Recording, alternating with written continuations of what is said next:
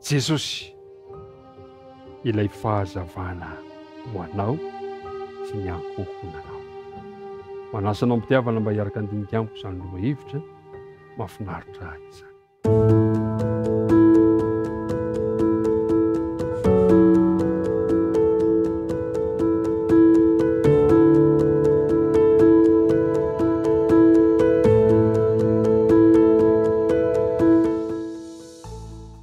Miarabantsika rehetra any amin'izay toerana misy anao any, na iza andrenisanao zao dinika fanaovantsika izao, dia atolotra anao ny fiarabana vokatriny fo, satria tafahoana somatsara indraytsika amin'ity androany ity, ary tsy adiniko ny manonona mandrakariva ny fiadanan'ny Tompo ho anao sy ny ankohonanao. Ndeha hivavaka isika ary mialohan'ny andiniantsika ny lohahevitra farany amin'ity herinandro ity.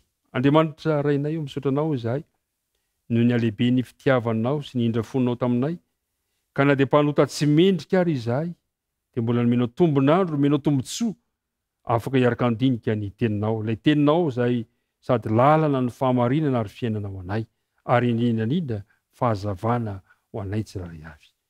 Mitahianay raha andinika ny teninao izahay, naran'i Kristy nangatana ny vavaka. Amen. Jesosy ilay fahazavana ho anao sy ny ankohonanao. Andeha ovakitsika betrany ny voalaza amin'ny filazantsarany Jaona toko 9 ka ny 12. Jaona toko 9 ka ny 12 dia izao ny voalaza lehteny amin'ny anaran'i Jesosy. Ary Jesosy niteny tamin'ny olona indraika nanao hoe, izaho no fahazavana izao tontolo izao. Izay manaraka dia tsy mba handeha amin'ny maizina fa hanana ny fahazavana. Teny izany, mafonja izany, mazava. Jesosy no fahazavana izao tontolo izao. Ity am-piandohana dia tiako Jesosy no fahazavana ho anao. Tiako Jesosy ho fahazavana ho any-tokantranonao, ry mpiray firenena amiko. Tiako Jesosy mba ho fahazavana ho an'ity firenena misy antsika ety. Rehefa nilaza io teny tokoa mantsy Jesosy nanao hoe izao ny fahazavana izao tontolo izao, dia teo an-kianjan'ny tempoly izay nanaovana fanompoana teo amin'ny fiteny-daberana kely no nisy azy tamin'izay fotoana izay. Teo amin'ny toerany tokoa mantsy dia nijoalajoala teo afovoan'io kianja io, ireo tongotra fanaovan-jiro avo dia avo lehibe, izay niantona ny fitoeran-jiro lehibe dia lehibe tazan'ny olona rehetra. Taorian'ny fanatitra hariva dia mirehitra io jiro. Tena mitosaka amin'ny toerana manodidina ny Jerosalema ilay fahazavana. Ary natao izany mba ho fahatserovana ilay endrian'ny fahazavana mandritra ny fanompoam-pivavahana. Ary no heverin'ireo mpitondra fivavahana tamin'izany fotoana izany fa manondro ny fiavian'ny Mesia io fahazavana io. Ka noho ny hariva, rehefa narehitra ny jiro, dia tonga andro mpiravoravoana lehibe ny kianja.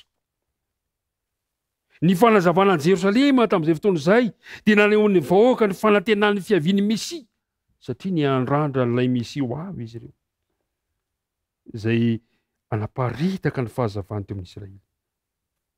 Teo indrindra no nilazany Jesosy ilay antso manao hoe izaho no fahazavana izao tontolo izao.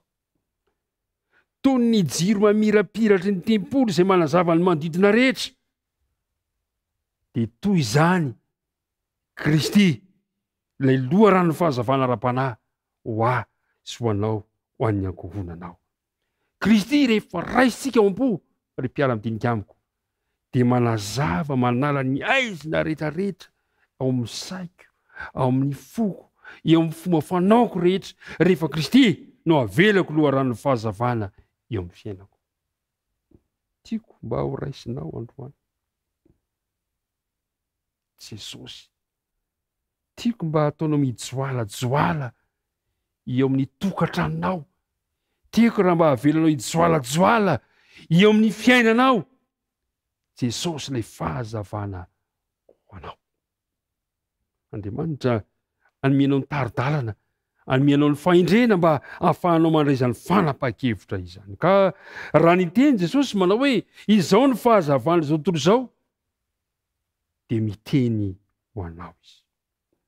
Ary ny zavatra nitranga maraina ny andro, miposaka ny masoandro teo am-tendrombohitra Oliva, ilay masoandro. Na mirapiratra sy nanjelanjelatra ireo laha-pasoa ao amin'ny tara-pahazavana.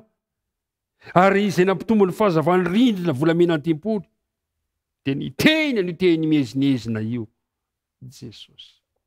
Ka raha manomboka misokatra ny tontolo andronao androany, manomboka mihiratra ilay masoandro mpiainanao androany, dia tiako mbola hiteny indray Jesosy ao aminao manao hoe ry zanako, izao ny fahazavana ho anao androany. Mampahiry anao anie izany teny izany, ka izay mijery anao dia ianao ilay manana ny fahazavana. Hitahy anao Jesosy, ka any amin'izay alehanao rehetrarehetra dia mba ianao no jiro manazava ny aizina eo amin'ny toerana izay misy ianao. Mombanao izy ka ny fanahy masiny mihitsy no hanampy anao. Ndeo amalana antsika azy ny voalazan'ny filazantsarany Jaona toko 7 ka ny 5. Izao no voalazany teny manao hoe raha amin'izao tontolo izao aho dia fahazavany izao tontolo izao. Ifantanako ny resaka raha ao aminao Jesosy dia fahazavana ho anao izy amin'ity andro ity. Tanteraka aminao sy ny ankonanao anie izany fahazavana avy amin'ny Jesosy izany. Andeha hibetsika mbavaka izao tinidinika izao. Andriamanitra rainay any an-danitra ao, misaotranao izay no ny tontolo ny herinandro izay niarahana ny andinika an'ilay lalana sy fahamarinana ary fiainana ary ilay fahazavana ho anay. Misaotranao izahay, misaotranao noho ny amin'reto mpiara midinika amiko reto ihany koa, izay nanana fanoloran-tena sy fandavan-tena niaraka nanaraka izao tinidinika izao.